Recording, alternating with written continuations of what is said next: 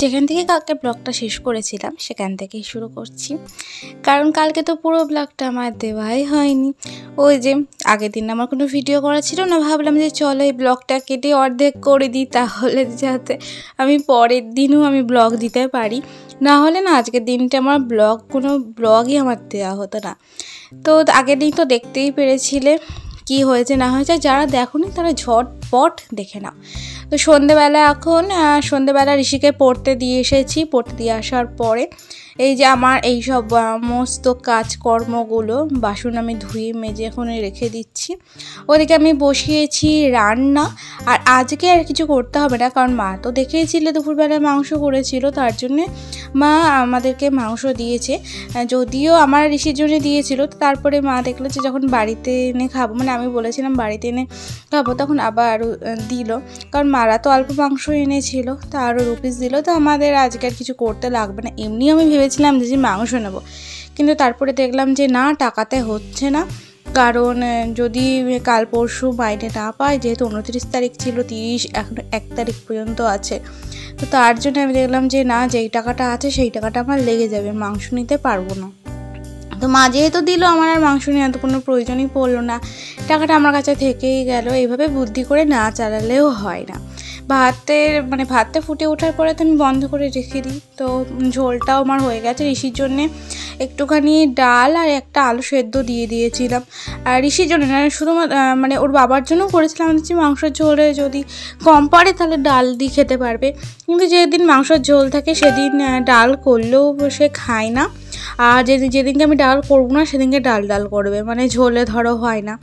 তো ওদিকের কাজটা তো হলো, এদিকে আমি শিংটাও পরিষ্কার করে নেবো। ঋষিকে পড়তে দিয়ে আসার পরে আমার যে কটা কাজ থাকে সে কটা কাজই করে নেওয়ার চেষ্টা করি, কারণ আনার পরে না আর পারি না। আর মনে হয় না যে রান্নাঘরে ঢুকে আমি এইসব কাজকর্ম করি, আর ইচ্ছা করে না। যেদিনকে রান্না হয় না সেদিনকে খুবই কষ্ট হয়ে যায়। ওই আনার পরে 8:30, তারপর 8টার সময় ধরো ঋষিকে খাওয়াই, তারপরে আবার এই রান্নাঘরে ঢুকে এইসব করা খুবই বিরক্তি লাগে। ওই জন্য আমি ওকে পড়তে দিয়ে এসেই আমি ঝটাফট এইসব কাজগুলো করি। তো শিংটা ওইদিকে পরিষ্কার করা হয়ে গেল, বাসন মাজা হয়ে গেল, গ্যাসটা পরিষ্কার করা হয়ে গেল, ঝোল হয়ে গেছে, মানে ঝোলটা জাল দেওয়া হয়ে গেছে। ডালটা আমার এই যে নামানো আছে, ডালটা পরে যখন খাবে তখন খুলে নেবো। আর ভাতটা একবার গ্যাসটা ধরিয়ে ভাতটা ফুটিয়ে নিলেই জাস্ট হয়ে যাবে। তো এই যেগুলো দিয়ে পরিষ্কার করেছিলাম সেগুলো ধুয়ে মেলা হয়ে গেছে, সমস্তটাই কিন্তু পরিষ্কার পরিচ্ছন্ন হয়ে গেছে। একটু বুদ্ধি করে কাজ করলে, হাতটা একটু তাড়াতাড়ি করে চালালে অনেক কম সময়ের মধ্যে কিন্তু অনেকখানি কাজ হয়ে যায়। তো এই যে জামা কাপড়গুলো এখানটাতে মেলা ছিল, মানে আজকে সকালবেলা কেচে আমি বাইরে না মেলিনি। আমি দেখলাম যে হয়তো যদি বাড়িতে না থাকবো তখন তো সমস্যা, তার জন্য আর মেলিনি।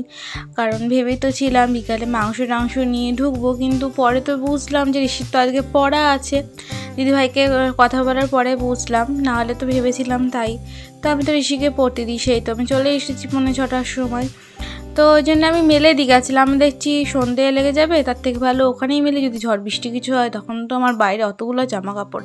তো এই যে আমি তো গরম ভাত আমি জল ঢেলে খাচ্ছি, জানো, হয়তো ভাত করেই আমি হয়তো জল ঢেলে দিচ্ছি। তো এই যে মাংস নিয়ে নিয়েছি, মাংস ঝোল দিয়ে আলু দিয়ে ভাতটা মেখে খেয়ে নিয়েছি। 7টার সময় আমি খেয়েছি। আর তারপরে খাবার পরে এই যে বেরিয়ে এসেছি ঋষিকে নিতে। রাস্তা দিয়ে হাঁটছি, অন্ধকার রাস্তা। আগে না ভাবতাম আমি কী করে যাব, এখন কোনো সমস্যা হয় না, আমি একা একাই আসতে যেতে পারি। যাওয়ার সময় তো ঋষি থাকে, তো এখানে একটু দাঁড়িয়ে আছি। ঋষির এখনও পড়া হয়নি, মানে আমি তাড়াতাড়ি করে আসলাম 7:30টার সময়, আজকে দেখছি পড়া হয়নি। প্রচণ্ড গরম, মানে যতক্ষণ হাঁটি ততক্ষণ কষ্ট হয় না, কিন্তু দাঁড়ালে ঘেমে একাকার হয়ে যায়। আর প্রচণ্ড গরম, প্রচণ্ড রাস্তায় বেরোলে তখনই কষ্টটা বুঝতে পারি। তো বাড়ি চলে এসেছি। এই যে ঋষিকে এখন দুধ ওটসটা খাইয়ে দেবো। ও যখন পড়তে যায় তখন খাইয়ে দিই, কারণ 2 ঘন্টার ব্যাপার, আসা যাওয়া করতে করতে ধরো তো 2.5 ঘন্টা পারই হয়ে যায়, তাই না? তো ওই জন্য খাইয়ে দিই। তো এই গাড়িটা মামি দিয়েছিল ওকে, মানে মাকে দিয়ে পাঠিয়েছিল, কিন্তু গাড়িটা আজকেই দিয়েছিল। তো আজকের মধ্যে গাড়িটা ভাঙা হয়ে গিয়েছে। তো গাড়িটা দেখাচ্ছে যেটা কাকা দিয়েছে, ওটা মামি তো না, ওর দিদুন দিয়েছে। এদিকে আমি চা বসিয়েছি, কারণ তখন তো দেখলাম আমি ভাত খেলাম, এবার চাটা তো একবার তো আমাকে খেতেই হবে, তার জন্য আমি চা আর বিস্কুটটা খেয়ে নিয়েছি। এই 9টা নাগাদ, 9টা সাড়ে 8টার পর। আর এই যে এটা এখন হাজব্যান্ডকে দিয়ে দেবো ডাল আর ওই কি বলে এঁচোড়টা, ও কিন্তু খায়নি। আমি এই যে আজকে সেই ডাল আর এঁচোড়টা দিয়ে আজকে আমার হবে, ওটা দিয়ে আর একটা কাজ হবে। তো এটা হলো পরের দিন সকালবেলায়, মানে মঙ্গলবারের দিন। তো কোনো জিনিসই বাড়তি জিনিস আমার না ফেলতে প্রচণ্ড গায়ে লাগে, প্রচণ্ড মায়া লাগে।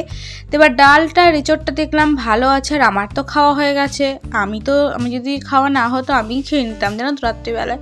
এবার কবার খাবো, দেখলেই তো আমি সন্ধ্যেবেলায় ভাত খেলাম, তারপরে আবার আমি চা খেলাম। আর ভাতটা খেয়ে ঋষিকে নিতে আসলে কী হয়, আমার খাবারটা না হজম হয়ে যায়। আমার 1/2 ঘন্টা হাঁটা চলা হয়, আমার খাবারটাও হজম হয়ে যায়, ভালো হয়।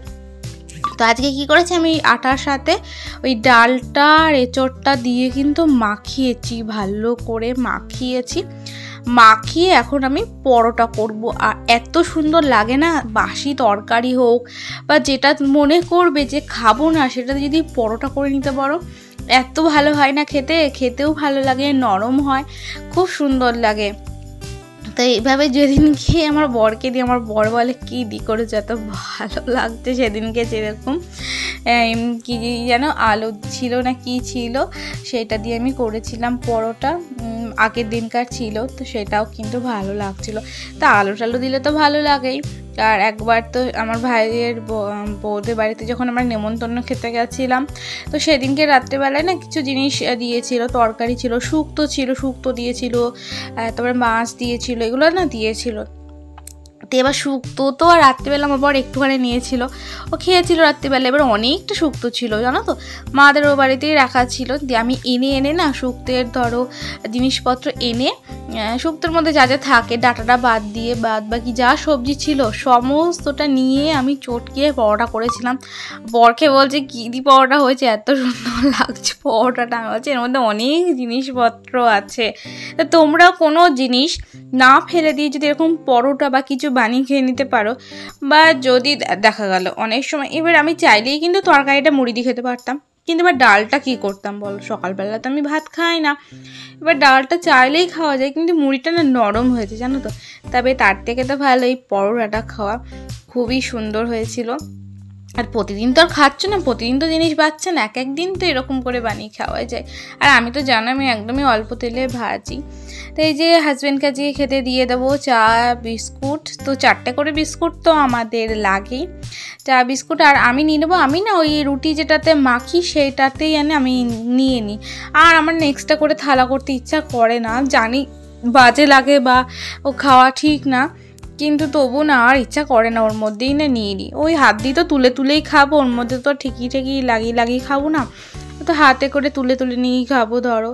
তো ওদিকেও শুয়েছিল, আমি খাবার দিয়ে দিয়েছি, এখন যাচ্ছি, দুজনে বেরোলাম। এখন যাব আমরা জায়গার ওখানে, মানে ঋষিকে স্কুলে দিয়ে, এটা হলো বুধবারের দিন সকাল, ঋষিকে স্কুলে দিয়ে আমরা যাব জায়গার ওখানে।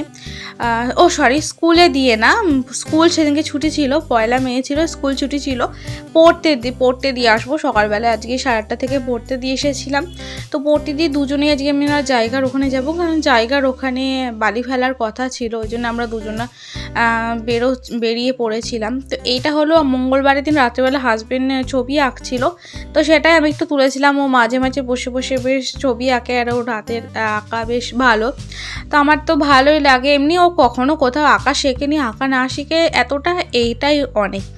মানে আঁকা যারা শেখেনি, আঁকা যারা শিখেছে তাদের কথা তো আলাদাই, তারা তো ভালো আঁকবেই, এটা তো স্বাভাবিক ব্যাপার। তবে আঁকা না শিখে দেখে যে এইটুকু করেছে অনেক, মানে কোনো ছবি রাখে ফোনে, সেই ছবিটা দেখে করেছে, কোনো ভিডিও দেখে নয়, ছবি দেখে সেটা কিন্তু এঁকেছে। আবার কখনো মন থেকেও আঁকে, তো ভালো লাগে। তো জিনিসটা আঁকছিল, তো আমি ভাবলাম যে চলো একটুখানি ভিডিও করে রাখি, তাহলে রিলসে দিতে পারবো।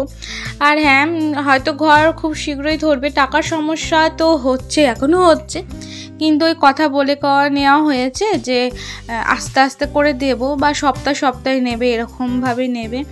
তো আর পরের দিনকে না আমি ওজনটা মেপেছিলাম, দেখলাম 48 কেজি। আমার বিয়ের পরও ওজন ছিল 48 কেজি, একদম সেম ওজনটা আমার আছে। জামা কাপড় পরেও তো বুঝতে পারি এই ওজনটাই একদম পারফেক্ট, একদম ঠিক আছে। বিয়ের আগের মতন 44 ওই ওজনটা একদম বেকার, খুবই রোগা, কোনো কিছু বলে মানায় না। কিন্তু আমার এই ওজনটা একদম ঠিক। আমার যখন ডায়েট ছেড়েছিলাম তখন আমার এই ওজনটাই এসেছিলো।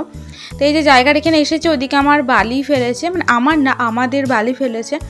আর কি বলে খোয়া মানে পাথর ফেলার কথা ছিল, পাথর ফেলেনি, তখন ভেবেছিলাম ফেলবে। তো এর সামনেই কাজ হবে, তো কাজ শুরু হোক, তোমার সাথে সবটাই তো শেয়ার করবোই। তো এই যে এখানে একটু দেখে আমি এবার মায়ের বাড়িতে চলে যাব। তারপরে যখন ঋষির পড়া ছুটি হবে তখন ওকে নিয়ে একবারে বাড়ি চলে যাব। আজকে আর কোনো কাজ নেই, বাড়িতে চলে যাব একবারে। ডিম টিম কিনে আমরা বাড়িতে চলে যাব কিছু জিনিস কেনার পরে। তো এই যে আমাকে এখন বাবার বাড়ির রাস্তাতে নামিয়ে দেবে, নামিয়ে দিয়েও দোকান চলে যাবে। আর এখানে এটা না লোকনাথ মন্দির, তো ওটা পরে ওইদিকে সরিয়ে করবে।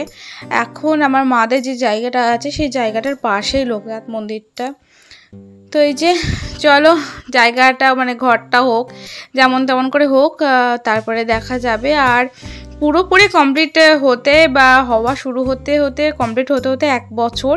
এই না যে এক্ষুনি ধরলাম এক্ষুনি চলে যাব। হ্যাঁ, যদি হাতে টাকা পয়সা থাকতো তাহলে 1 মাসও হয়তো লাগতো না, বা 2 মাসের মধ্যেই কিন্তু আমরা ঘরে উঠতে পারতাম। কিন্তু সেই রকম তো অবস্থা নয় বলো। তো এই যে বরটা আমাকে নামিয়ে দিল, এবার আমি হেঁটে হেঁটে চলে যাচ্ছি ওই বাড়িতে। ঋষির ছুটি হবে ধরো 12:30, তারপর একেবারে আমরা দুজন চলে যাব। তো আজকের মতন tata, bye bye, good night.